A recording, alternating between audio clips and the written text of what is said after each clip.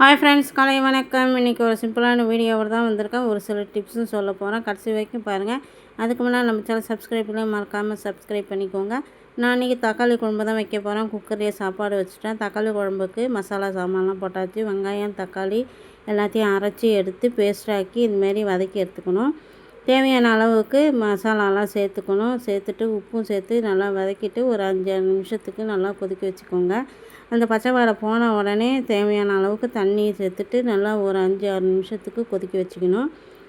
பட்டை கிராம்பு மசாலா பொருள் வெங்காயம் வதக்கும்போது தேங்காயும் இஞ்சி பூண்டெல்லாம் சேர்த்து வதக்கி அரைச்சிட்டேன்.